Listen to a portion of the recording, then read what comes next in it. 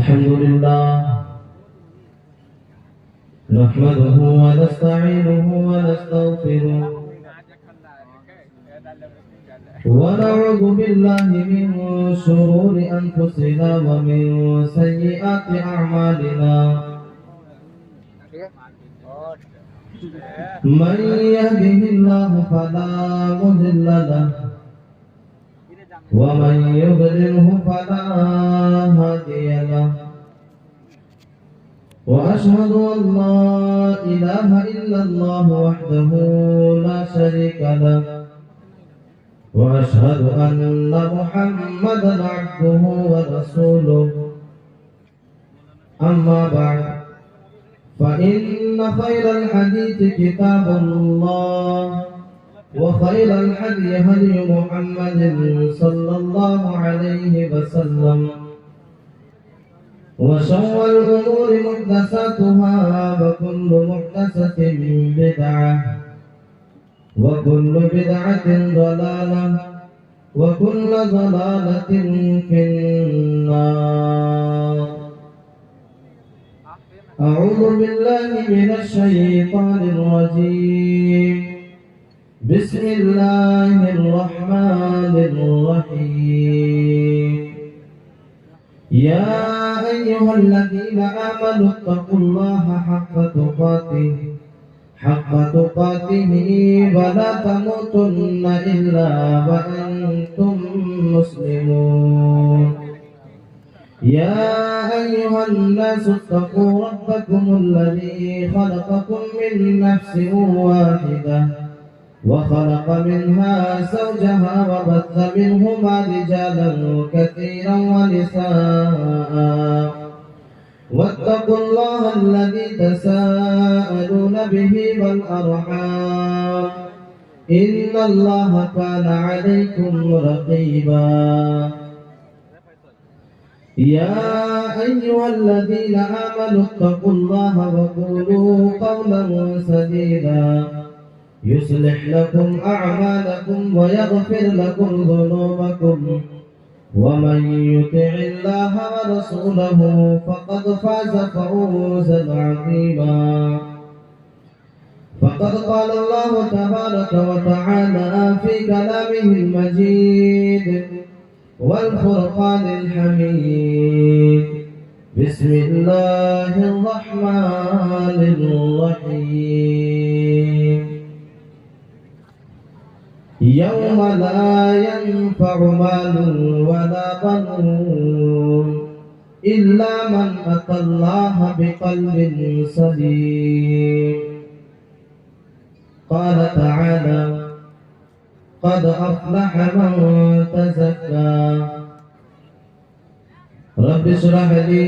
صدري ويسر لي أمري واحلل عقدة من لساني يفقه قولي. رب زدني علما اللهم رب زدني علما.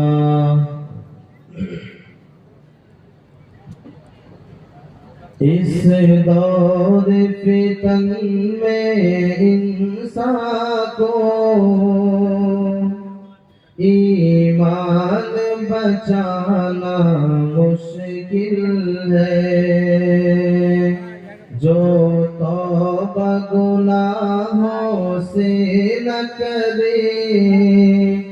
کچھ بات بتانا مشکل ہے. گھر گھر میں سلیمہ کی کثرت موبائل ہے مسلمان کی لعنت. گھر گھر میں سلیمہ کی کثرت موبائل ہے مسلمان کی لعنت. اب گھر میں چراغ اللہ اب جلنا جلانا مشکل ہے. اس دور فتن میں انسان کو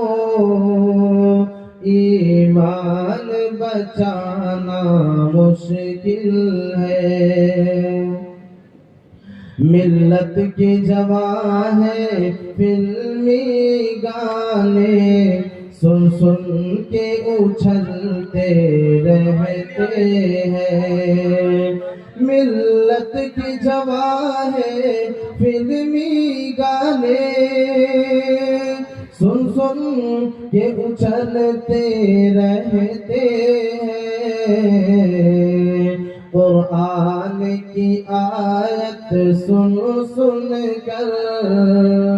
اب دل کو لگانا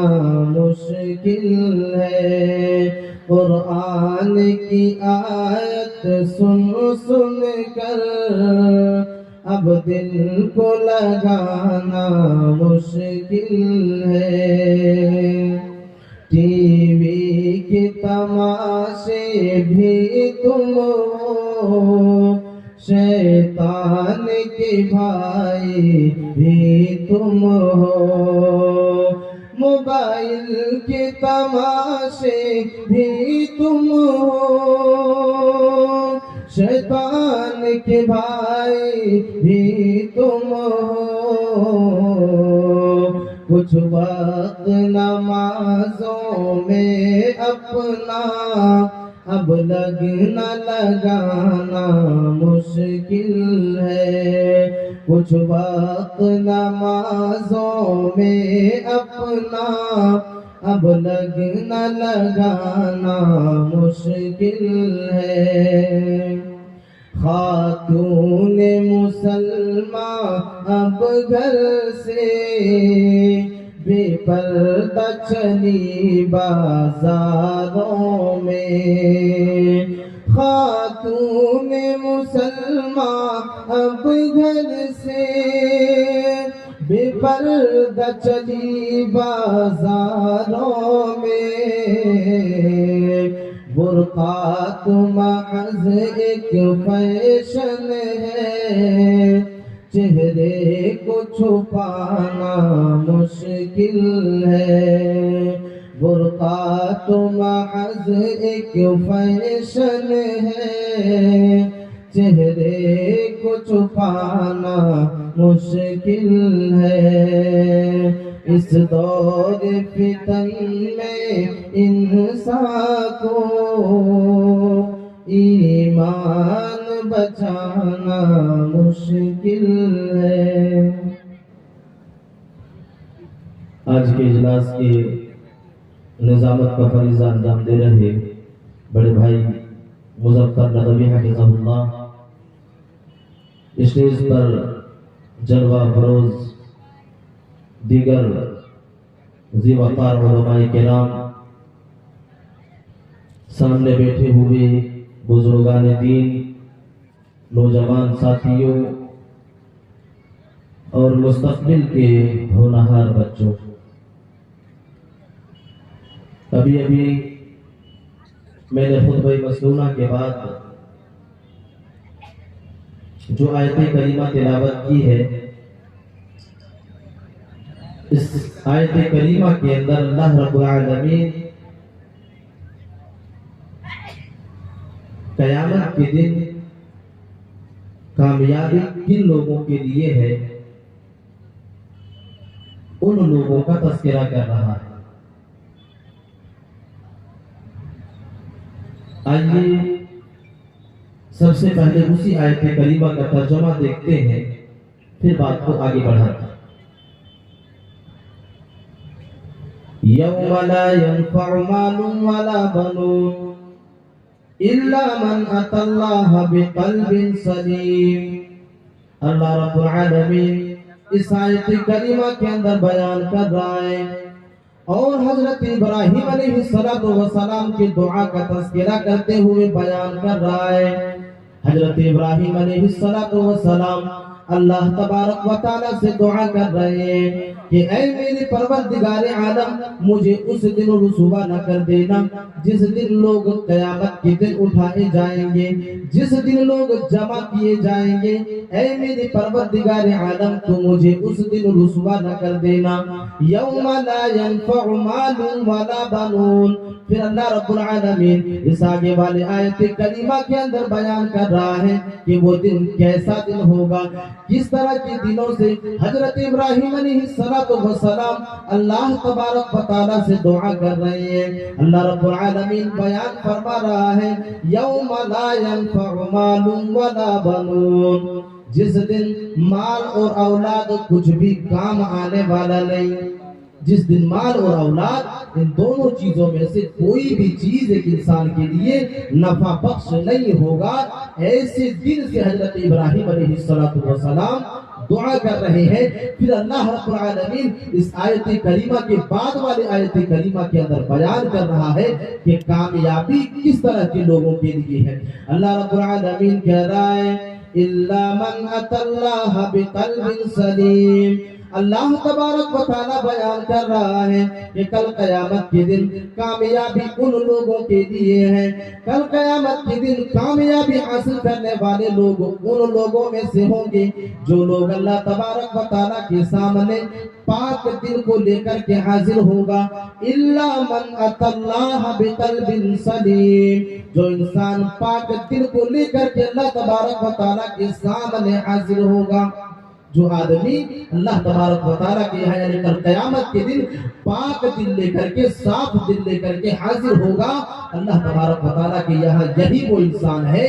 جو کامیاب ہوگا۔ آج ہماری اور آپ کی حقیقت کیا ہے؟ آج ہماری اور آپ کی سچائی یہ ہے کہ ہم اور آپ اپنے نفس کے غلام بن چکے ہیں۔ ہم اور آپ اپنے نفس کے غلام بن چکے ہیں، اپنی نفس کی پیروی میں اپنی زندگی کو گزار رہے ہیں۔ اور یاد رہے میں آپ لوگوں کو بتا دوں کہ یہ وہ صفت ہے جس صفت کے بارے میں احادیث کے اندر اور قرآن مجید کے اندر اللہ رب العالمین نے واضح کر دیا کہ یہ صفت یہودیوں کی صفت ہے۔ جو انسان اپنے نفس کی پیروی کرتا ہے، جو انسان اپنے نفس کا غلام بن جاتا ہے، وہ آدمی یہودیوں کی صفت میں اپنی زندگی کو گزارتا ہے۔ میرے عزیز ساتھیوں، آؤ میں تمہیں بتاتا ہوں، اللہ تبارک و تعالیٰ ایک آیت کریمہ کے اندر بیان کر رہا ہے کہ اے دنیا والے لوگوں، اگر تم اس دنیا کے اندر اپنے نفس کی پیروی کر رہے ہو، اگر تم اس دنیا کے اندر اپنے نفس کی خواہشات کے مطابق اپنی زندگی کو گزار رہے ہو، تو اللہ تبارک و تعالیٰ ایک آیت کریمہ کے اندر بیان کر رہا ہے افرأیت من اتخذ الہہ ہوا۔ اللہ رب العالمین اس آیت کریمہ کے اندر بیان کر رہا ہے کہ اے میرے نبی، کیا آپ نے ان لوگوں کو نہیں دیکھا جن لوگوں نے اپنے نفس کی پیروی کی اور اپنے نفس کو ہی اپنا الہ بنا لیا، اپنے ہی نفس کو اپنا معبود بنا لیا، اپنے ہی نفس کو خدا بنا لیا۔ میرے عزیز ساتھیوں، اس آیت کریمہ کے آگے اللہ رب العالمین بیان کر رہا ہے کہ یہ وہ لوگ تھے جن لوگوں نے علم کے باوجود بھی اللہ تبارک و تعالیٰ کے اصولوں کو ٹھکرایا تھا، جن لوگوں نے اللہ تبارک و تعالیٰ کی قوانین نازل ہو جانے کے باوجود بھی ان لوگوں نے اپنے نفس کی پیروی کی تھی۔ یہ ایسے لوگ تھے جن لوگوں نے اپنے نفس کو اپنا معبود بنا لیا، اپنے نفس کو اپنا الہ بنا لیا۔ یہ ایسے لوگ تھے جن لوگوں کے پاس علم تھا، لیکن علم کے باوجود بھی یہ لوگ اپنے نفس کی پیروی کیا کرتے تھے۔ میرے عزیز ساتھیوں، یہ صفت یہودیوں کی صفت ہے۔ میرے عزیز ساتھیوں، جب ایک انسان نماز کے لیے کھڑا ہو جاتا ہے، جب ایک آدمی سورہ فاتحہ کی تلاوت کرتا ہے اور سورہ فاتحہ کی تلاوت کرتے کرتے آخری آیت کریمہ کے اوپر پہنچ جاتا ہے، ایک آدمی اللہ تبارک و تعالیٰ سے دعا کرتا ہے، اللہ تبارک و تعالیٰ کی بارگاہ میں دعا کرتا ہے غیر المغضوب علیہم ولا الضالین۔ اے میرے پروردگار عالم، تو مجھے ان لوگوں کے راستے کے اوپر نہ چلانا جن لوگوں کے اوپر تیرا غضب نازل ہوا۔ اے میرے پروردگار عالم، مجھے ان لوگوں کے راستے کے اوپر نہ چلانا جن لوگوں کے اوپر تیرا پھٹکار فٹکار نازل ہوا۔ میرے عزیز ساتھیوں، جب اس آیت کریمہ کی تفسیر کو آپ پڑھنے کی کوشش کریں گے، جب اس آیت کریمہ کے اوپر آپ مطالعہ کرنے کی کوشش کریں گے، آپ کو پتہ چلے گا کہ محدثین اور مفسرین نے اس آیت کریمہ کی تفسیر میں یہودیوں کی طرف اشارہ کیا ہے۔ یہودی وہ جماعت اور وہ قوم تھی جس قوم نے اس دنیا کے اندر اللہ تبارک و تعالیٰ کے اصولوں کو توڑنے کا کام کیا۔ ان کے پاس علم موجود تھا، ان کے پاس کتابیں موجود تھی، اللہ تبارک و تعالیٰ نے ان لوگوں کے لیے قانون کو بھی نازل کیا تھا، لیکن وہ لوگ اپنے نفس کے مطابق عمل کیا کرتے تھے۔ جب چاہتے تھے، جس چیز کو چاہتے تھے حرام کر لیا کرتے تھے، جو اس کا نفس چاہتا تھا اسی چیز کو وہ لوگ حلال سمجھا کرتے تھے۔ میرے عزیز ساتھیوں، کہیں نہ کہیں یہ صفت آج ہمارے اندر بھی موجود ہے۔ میرے عزیز ساتھیوں، کئی طرح کی برائیاں سماج اور معاشرے کے اندر موجود ہے، جن برائیوں کے تعلق سے ہمیں علم تو ہے، لیکن ہم اور آپ اپنے آپ کو بچانے کی کوشش نہیں کرتے۔ سماج کے اندر ایسی برائیاں موجود ہیں، وہ جراثیم موجود ہیں جن کے بارے میں ہمارے پاس علم موجود ہے، لیکن ہم اور آپ جاننے کے باوجود بھی عمل کرنے کی کوشش نہیں کرتے۔ یاد رہے، اگر یہ صفت ہمارے اندر موجود ہے، اگر یہ کوالٹی اور یہ سمپٹمز ہمارے اندر موجود ہے، تو کہیں نہ کہیں ہم اور آپ یہودیوں کی صفت کے اوپر عمل کر رہے ہیں اور یہودیوں کے راستے کے اوپر چل رہے ہیں۔ میرے عزیز ساتھیوں، اور یہ وہ راستہ ہے جس راستے کے اوپر چلنے والے انسان کے اوپر اللہ تبارک و تعالیٰ کا غضب نازل ہوتا ہے، اللہ تبارک و تعالیٰ کی پھٹکار نازل ہوتی ہے، اور ایسے لوگوں کے اوپر اللہ تبارک و تعالیٰ عذاب کو مبتلا کرتا ہے۔ میرے عزیز ساتھیوں، اب سوال یہ ہے کہ ایک انسان کون سا عمل کرے؟ اب سوال یہ ہے کہ ایک انسان کون سا حربہ اپنائے جو انسان اللہ تبارک و تعالیٰ کے عذاب سے اپنے آپ کو بچا لے، اللہ تبارک و تعالیٰ کی اس غضب سے اپنے آپ کو دور کر لے۔ میرے عزیز ساتھیوں، ہمارے پاس یہی آپشن ہے، ہمارے پاس یہی راستہ ہے کہ ہم اللہ تبارک و تعالیٰ کے سامنے جب حاضر کیے جائیں تو اللہ تبارک و تعالیٰ کے سامنے صاف دل کو لے کر کے حاضر ہو جائیں، پاک نفس کو لے کر کے حاضر ہو جائیں، جس کے بارے میں اللہ تبارک و تعالیٰ قرآن مجید کے اندر بیان کر رہا ہے، قد افلح من زکاہا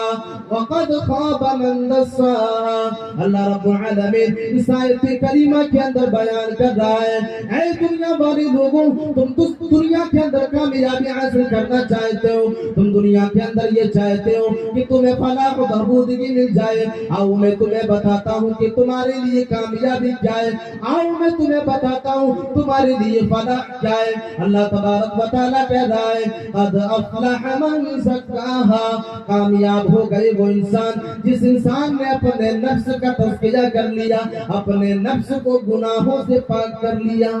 کامیاب ہو گئی وہ انسان جس نے اپنے نفس کو گناہوں سے پاک کر لیا۔ اللہ رب العالمین آگے بیان کر رہا ہے، وَقَدْ خَابَ مَنْ دَسَّاهَا، اور جس انسان نے اپنے نفس کو گناہوں سے پاک نہیں کیا، جس انسان نے اپنے نفس کا تزکیہ نہیں کیا، گویا کہ اس انسان نے اپنے نفس کو مٹی کے اندر ملا لیا، اپنے نفس کو خاکستر کر دیا۔ میرے عزیز ساتھیوں، اللہ تبارک و تعالیٰ ایسے ہی لوگوں کے بارے میں کہہ رہا ہے، قد افلح من زکاہا وقد خاب من دساہا، جس انسان نے اپنے نفس کو خاک میں ملا لیا، یہی وہ انسان ہے جو بے مراد ہے، یہی وہ انسان ہے جو ناکامیاب ہے، یہی وہ انسان ہے جو قیامت کے دن کامیابی حاصل کرنے والے لوگوں میں سے نہیں ہوں گی۔ یہی وہ انسان ہے جو انسان قیامت کے دن اور دنیا کے اندر بھی اور قیامت کے دن ناکامیاب ہونے والے ہیں اور نامراد ہونے والے ہیں۔ میرے عزیز ساتھیوں، اب ذہنوں کے اندر سوال یہ آتا ہوگا کہ نفس کا تزکیہ کیا ہے، نفس کا تزکیہ کس چیز کا نام ہے، نفس کو پاک کرنا آخر کن چیزوں سے پاک کرنا۔ میرے عزیز ساتھیوں، جب نفس کے تزکیے کے بارے میں کہا جائے تو ایک انسان کو سوچ لینا چاہیے کہ ان کا نفس جن چیزوں سے مطمئن ہوتا ہے اور جن کا تصور قرآن اور حدیث کے اندر موجود نہیں ہے، گویا کہ ایک انسان حرام راستے کے اوپر جا رہا ہے، اس راستے کے اوپر چل رہا ہے جس راستے کے اوپر چلنے سے اللہ رب العالمین نے منع کیا ہے، جس راستے کے اوپر چلنے سے آخری نبی جناب محمد رسول اللہ صلی اللہ علیہ وسلم نے منع کیا ہے، اگر ایسے راستے کے اوپر ایک انسان چل رہا ہے تو نفس کا تزکیہ یہ ہے، نفس کو پاک کرنے کا مطلب یہ ہے کہ وہ آدمی اس راستے سے اپنے آپ کو روک لے، اس گناہ سے اپنے آپ کو بچا لے۔ اسی چیز کا نام نفس کا تزکیہ ہے۔ اور ایک چیز سے نفس کا تزکیہ سمجھنے کی کوشش کرتے ہیں، اللہ تبارک و تعالیٰ نے فرشتوں کو پیدا کیا، اللہ تبارک و تعالیٰ نے شیطانوں کو پیدا کیا، انسانوں کو پیدا کیا، لیکن فرق یہ ہے تینوں کے اندر، فرشتوں کے اندر خیر ہی خیر ہے، فرشتوں کے اندر خیر ہی خیر ہے، بھلائی ہی بھلائی ہے، وہ نیکی کے علاوہ اور کوئی کام نہیں کرتا، لیکن شیطانوں کے اندر شر ہی شر ہے، برائی ہی برائی ہے، یہ برائی کے علاوہ اور کوئی کام نہیں کرتا۔ لیکن انسانوں کے اندر یہ دونوں چیزیں موجود ہیں، خیر بھی موجود ہے اور شر بھی موجود ہے۔ تو نفس کا تزکیہ یہ ہے کہ خیر اور شر جو ایک انسان کے اندر موجود ہے، تو ایک انسان کو جب اپنے نفس کا تزکیہ کرنا چاہے تو اسے چاہیے کہ شر کو دبائے اور خیر کو بڑھاوا دے، شر کو دبائے، شر کو کچلے، اپنے پاؤں تلے کچلے اور خیر کو بڑھاوا دے، یعنی خیر کے اوپر عمل کرنا اور برائیوں سے اپنے آپ کو روکنا، برائیوں سے اپنے آپ کو بچانا، اسی چیز کا نام نفس کا تزکیہ ہے۔ اللہ تبارک و تعالیٰ ایک دوسرے آیت کریمہ کے اندر بیان کر رہا ہے، ایک دوسرے آیت کریمہ کے اندر اللہ تبارک و تعالیٰ اسی نفس کے تزکیے کی اہمیت کو واضح کر رہا ہے۔ اللہ تبارک و تعالیٰ کہہ رہا ہے قد افلح من تزکا وذکر اسم ربہ فصلی بل تؤثرون الحیاۃ الدنیا والآخرۃ خیر وابقا۔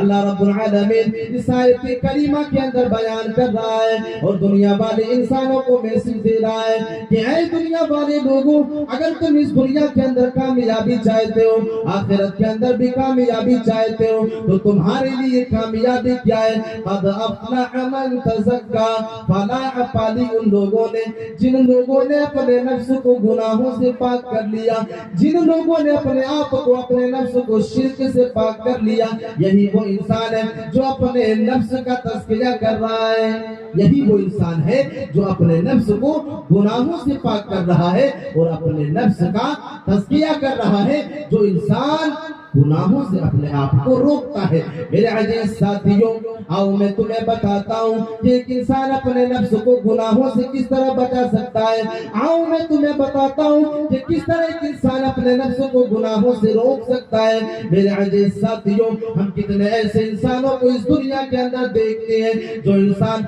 حرام کاروبار کر رہا ہے، جو انسان اس دنیا کے اندر دولت کو حاصل کرنے کے لیے حرام راستے کو چن رہا ہے اور حرام راستے کو سلیکٹ کرتا ہے۔ میرے عزیز ساتھیوں، اللہ تبارک و تعالیٰ آیت کریمہ کے اندر بیان کر رہا ہے یا ایھا الذین آمنوا لا تأکلوا اموالکم بینکم بالباطل۔ اے دنیا والے لوگوں، اے ایمان والو، تم دوسروں کی مال کو ناجائز طریقے سے نہ کھاؤ۔ اے لوگوں، تم دوسروں کی مال کے اوپر ناجائز قبضہ نہ کرو۔ اگر ایک انسان اس آیت کریمہ کو سن لیتا ہے، اگر ایک آدمی اس آیت کریمہ کو سن لینے کے بعد اگر ایک انسان اس برائی سے اپنے آپ کو روک لیتا ہے، اگر ایک آدمی حرام طریقے سے رزق کو حاصل کرنا چھوڑ دیتا ہے، یہی وہ انسان ہے جو اپنے نفس کو گناہوں سے پاک کر رہا ہے۔ اور اسی چیز کے بارے میں اللہ تبارک و تعالیٰ کہہ رہا ہے قد افلح من تزکا، کامیاب ہے وہ انسان